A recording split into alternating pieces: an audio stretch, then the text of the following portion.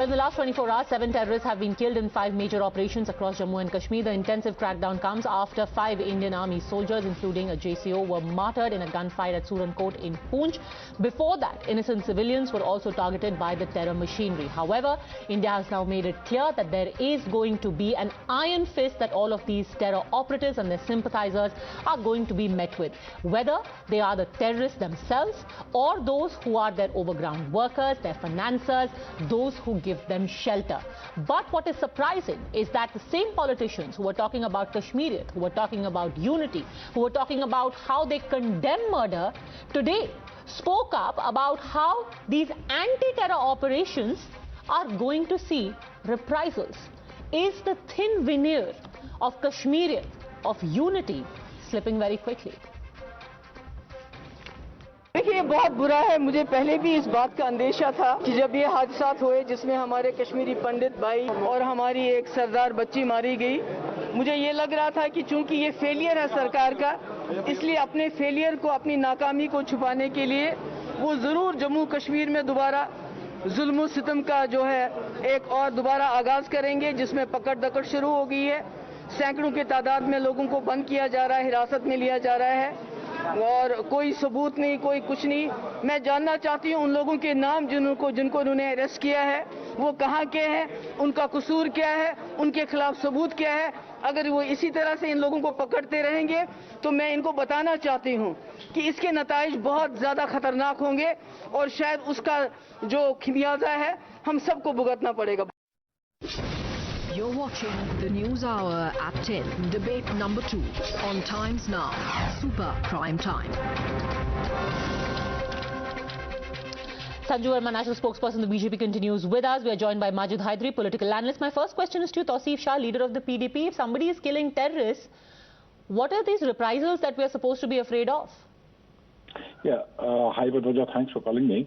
Now, just giving answer to your query,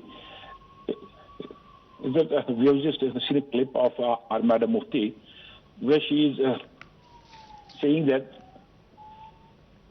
she obviously wants to question the people who have been arrested. Now tell me one thing, we have seen many such fake encounters going on here.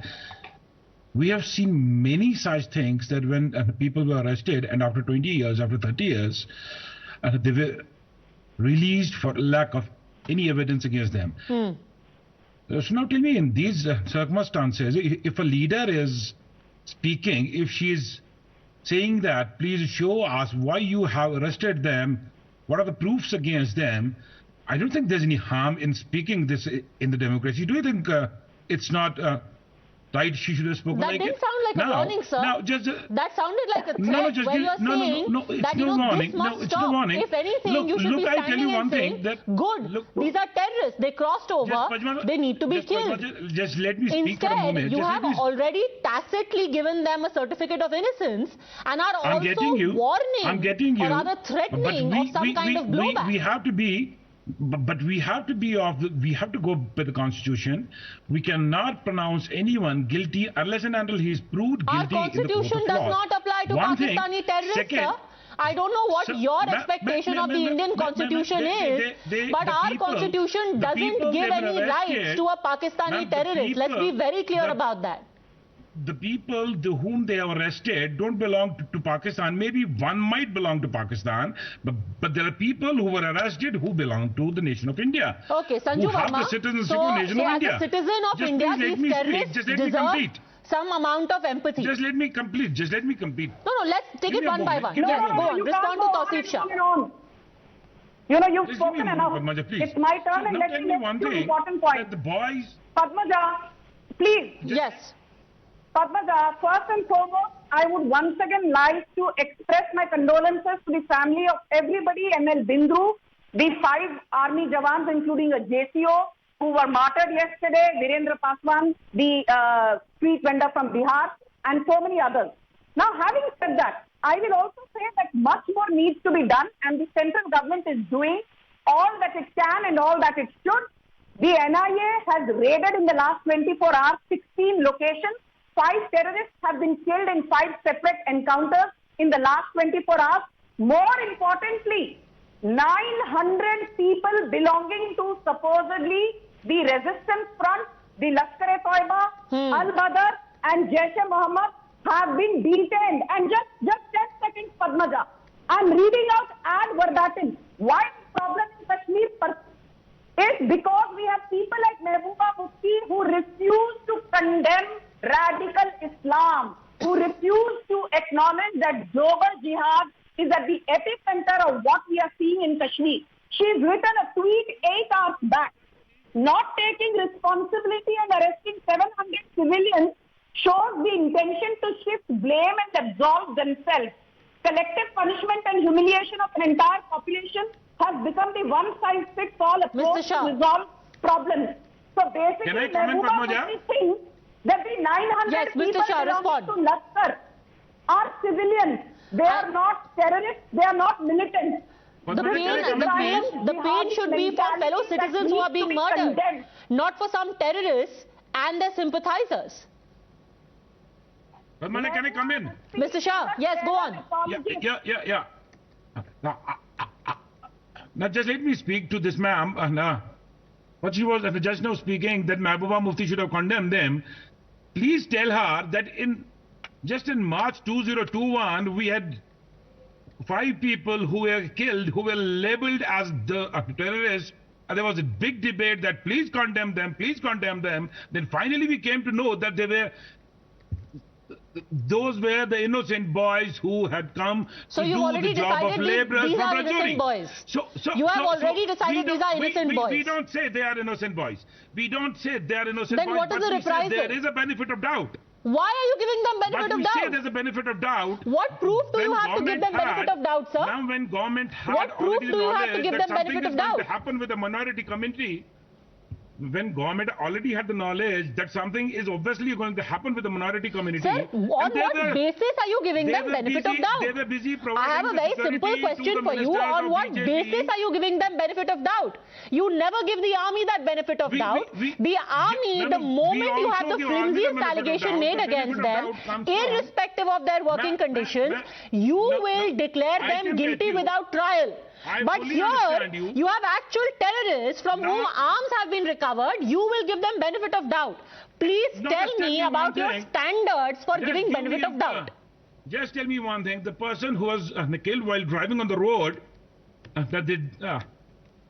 the same day that Sir, answer me. You are saying these boys deserve your benefit of doubt. Based on what?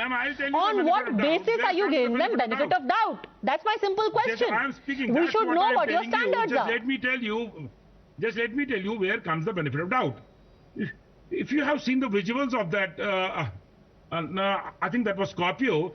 That Scorpio was directly parked can you in the please middle let of the aside road. the Scorpio? I am talking to you about the 5 people who've been killed in Shopian. Can you tell me why would you give them benefit of doubt? I am talking about the people killed in Shopian. This is what I am saying. Just have patience. Just give me 5 seconds. So come to the point. I do not have patience for random ramblings. Why I am speaking about the talk about Shopian. Because very recently, as I already started, we have seen that the Delhi High Court, the Delhi Supreme Court has released the people after 20 years being in the jail, saying there were no evidences. Now giving them the benefit of doubt. Okay, benefit of doubt because India has a dodgy record when it comes to terror encounters. Sanju Verma, answer, then I really must bring in Majid Adri. Sanju Verma, yes, dodgy record. You know, Padmaja, I don't understand what this man was trying to convey. He was completely unintelligible. But having said that, let me tell you, I don't know what dodgy track record you're talking of, whoever the panelist is. I want to just tell your audience, Padmaja, that after the abrogation of Article 370 and Article 35A, terror incidents have reduced by 65%. No, he is saying that your conviction rate is very low. People get declared innocent all the time. Those you have arrested, calling them terrorists. The lone wolf attacks are being dealt with a heavy hand. No. When people are beaten, it is based on information collected by intelligence, by the RAW, by the NIA, by people who are in positions of responsibility. And it is not your or mine or the panelists look out to second guess how the probe agencies will decide who needs to be detained and who needs to be house Okay, arrested. Majid and who needs to be set free. Hydari, the probe agencies and the armed forces will decide who is guilty and who is not you. And least of all, threaten India and say that now you be ready for the consequences. Padmaja Sahiba, today in Jammu, it was the wreath-laying ceremony of the 5 brave hearts of the Indian Army who lost their lives yesterday in a gun battle in Rajouri Poonch area. 2 of the BJP ministers from the central government were on a visit to Jammu, but none of them bothered to attend the wreath-laying ceremony. Can you come to the point? Instead of name-shaming those people, we'll discuss Mehbooba Mufti because she's a Muslim. And UP elections are around the corner, so Muslims need to be recognized for one reason or the other. I mean, shouldn't we shame those BJP ministers who were in Jammu but didn't attend the floral wreath-laying ceremony for the brave heart? Okay, that has to be the most tired cliche and excuse to have ever come up with, to say that Mehbooba Mufti is being victimized because she is a Muslim. More than half of the people who are victims of these terrorists are also Muslims. Maybe they are not Muslim enough for you because they consider themselves Indians, but they are Muslims as well. And when their murderers are sent to their God to warn of reprisals, is a disservice to the memory of those self-same victims. Thank you very much, both gentlemen and Sanju Verma, for joining me.